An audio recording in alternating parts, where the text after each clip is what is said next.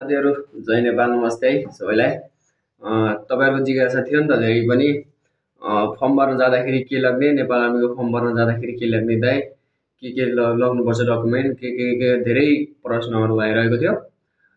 त्यो प्रश्नहरुको सोलुसन गर्नको लागि आज मैले एउटा लङ भिडियो बनाउँदैछु। युट्युबमा छ, यो भिडियो युट्युबमा गएर हेर्नु होला। र म तपाईहरुलाई भन्दैछु कि तपाईहरुको के डकुमेन्ट चाहिन्छ, के लग्नुपर्छ हैन, के लग्नुपर्छ, लगेपछि हुन्छ सबै म भनिदिन्छु। भिडियो अन्तिमसम्म हेरेर साथ दिनु होला। र मसँग यहाँ धेरै थुप्रै कुराहरु छ। यहाँ मसँग पासपोर्ट साइजको फोटो 2x2 को फोटो छ, अनि मसँग यहाँ 8 को पनि डकुमेन्ट छ, 10 को पनि डकुमेन्ट, दुईटै डकुमेन्ट छन् है मसँग। अनि सबै मैले यहाँ मसँग सबै डकुमेन्टहरु छ है। यो डकुमेन्टहरु पनि पुरा छ र मसँग नागरिकता पनि छ, सबै छ है। र तपाईहरुको सुरुमा चाहिँ खासमा आर्मीमा फर्म भर्न चाहिँ 8 क्लास पास गरेपछि पुग्छ भनेको छ हैन। 8 क्लास पास गरेपछि पुग्छ। यो चाहिँ मेरो 8 क्लास पास गरेको डकुमेन्ट हो है। यो चाहिँ मेरो 8 क्लास पास गरेको 8 क्लास पास गरेको यस्तो आउँछ। मैले 78 सालमा दिएको यस्तो आएको थियो है मेरो 78 सालमा। तर मेरो यहाँ के थियो भनेपछि म्याथमा चाहिँ डी थियो हैन, डी थियो। तर मेरो ओभरअल जीपीए चाहिँ 2.22 थियो हैन। तर यसले चाहिँ म फर्म भर्न पाउँदिन किनकि यो फर्म यसले चाहिँ मान्दैन नेपाल आर्मीमा यसमा, किनकि डी छ। डीले त मान्दैन हैन। के हुनु पर्यो भनेपछि डी प्लस अनिवार्य हुनु पर्यो के। एमा चाहिँ डी छ, हुँदै हुन्न। अनि यहाँमा के छ, ओभरअल जीपीए त 2.22 छ हैन। 2 कट्यो भने त पाउँछ फर्म भर्न, तर यसमा चाहिँ के छ, डी छ।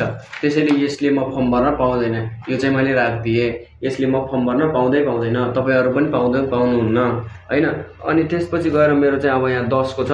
10 को चाहिँ मेरो के छ भनेपछि मेरो 10 को चाहिँ जीपीए कति छ भनेपछि 2.70 छ हैन, 2.70 छ हैन, 2.70 छ।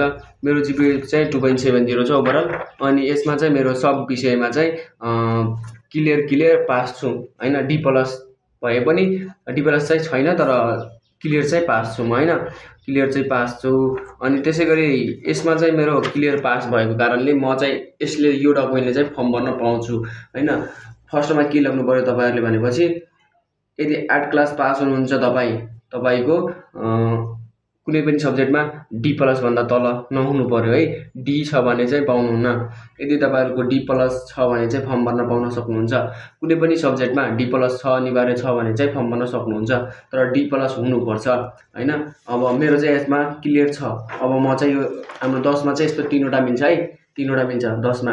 यो के छ, ट्रान्सफर क्यारेक्टर सर्टिफिकेट, अनि यो के छ क्यारेक्टर सर्टिफिकेट, अनि यो के छ सर्टिफिकेट छ हैन। यो तीनवटाले चाहिँ म फर्म भर्न सक्छु हैन। यो तीनटाले म फर्म भर्न सक्छु। र यो एउटा मेरो यो भयो। अनि अरु चाहिँ मैले लग्नुपर्ने के हो भनेपछि मेरो नागरिकता। यो चाहिँ मेरो नागरिकता है। यो नागरिकता लग्नुपर्छ। र त्यसैगरी अनि अर्को चाहिँ मेरो के लग्नुपर्छ, अब मैले यो 4वटा पासपोर्ट साइज फोटो, अनि यसरी जुङ्गा दाढी नदेखिने हिसाबको फोटो है। यस्तो फोटो के, यस्तै हुनु पर्यो। जुङ्गा दाढी देखियो भने मान्दैन है। फेरि यस्तो फोटो लाउनु पर्यो दुईवटा, यसरी दुईटा। यो चाहिँ मान्दैन। यसरी दुईटा फोटो लाउनु पर्यो, यो दुईटा हैन। यो दुईटा एमा हेर सिग्नेचर हान्ने छ, सिग्नेचर छ कि नै यसमा हेर, राम्रोसँग हेर है, सिग्नेचर छ। यो चाहिँ मेजरको सिग्नेचर हो, हाम्रो त्यहाँको मेजरको सिग्नेचर हो इक्जाम दिन जाँदाखेरिको। अनि यो चाहिँ मसँग के छ, अर्को मसँग यो के छ, प्रवेश पत्र। यो प्रवेश पत्र तपाईहरुलाई कसरी मिल्छ भनेपछि यदि तपाईहरुले फर्म क्लियर भयो, फर्म भरेर आउनु भयो भने चाहिँ तपाईहरुलाई यो प्रवेश पत्र दिन्छ। यो प्रवेश पत्र दिएपछि यो प्रवेश पत्रमा के हुन्छ भने चाहिँ उचाइ, वजन, छाती, साधारण bearing, premedical, situp, pushup, chinup, 300 metre दौड, 2 माइल दौड, लिखित परीक्षा, विस्तृत स्वास्थ्य परीक्षण, अन्तर्वार्ता कति हुन्छ 13वटा हुन्छ हैन। 13वटा हुन्छ। 13वटा भनेपछि तपाईहरुको यो दिन्छ। यो दिँदाखेरि चाहिँ तपाईहरुको यहाँ खाली हुन्छ। जस्तै मेरो यहाँ टिक लागेको छ हैन, यहाँ मेरो टिक लागेको छ। यो भनेको मैले सबै पास गरेको हो हैन। तपाईहरुको खाली हुन्छ किनकि तपाईहरुको ब्यारिङ भएको हुँदैन।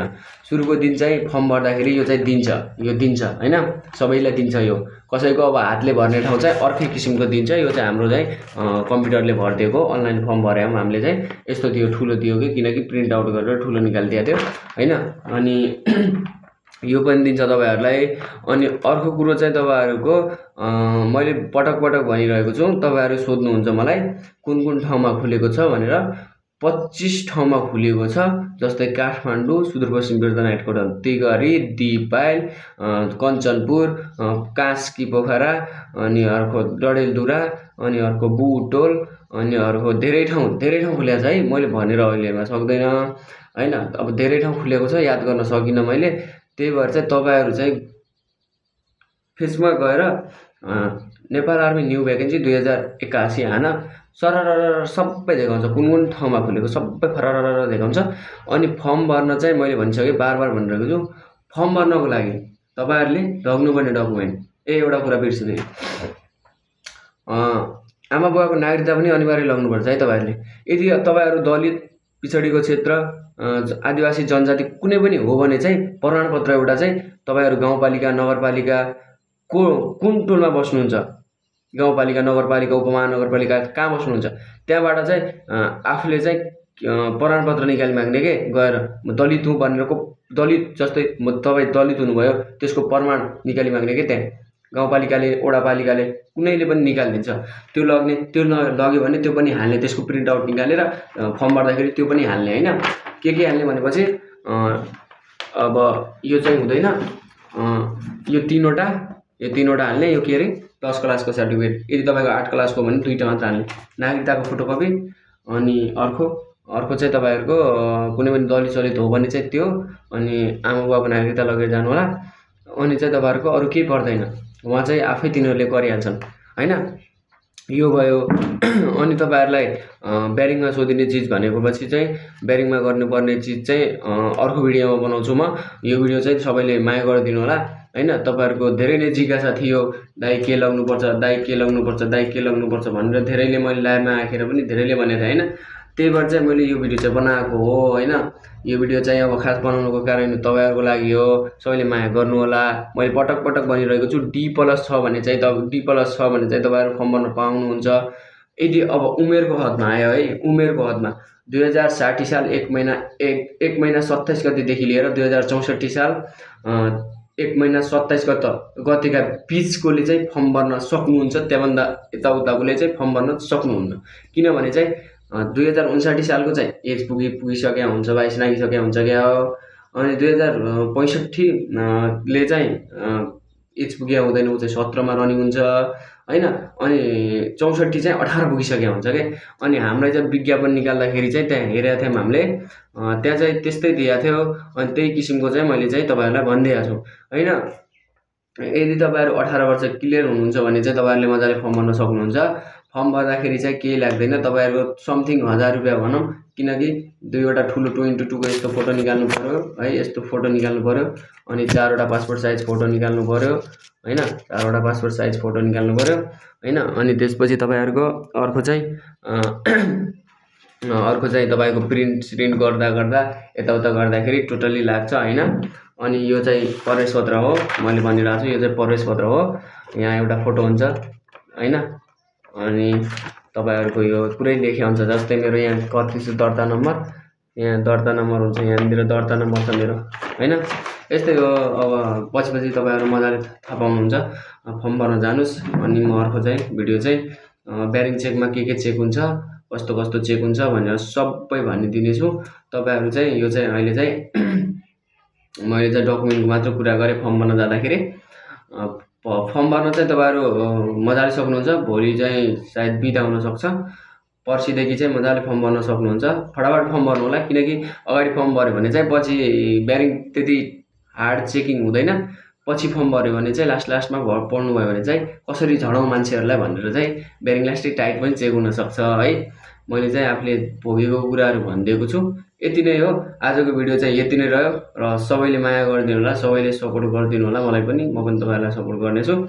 र कस्तो किसिमको भिडियो चाहियो कमेन्टमा भन्नु होला, र मलाई डाइरेक्टली इनबक्समा पनि मेसेज गर्न सक्नुहुन्छ।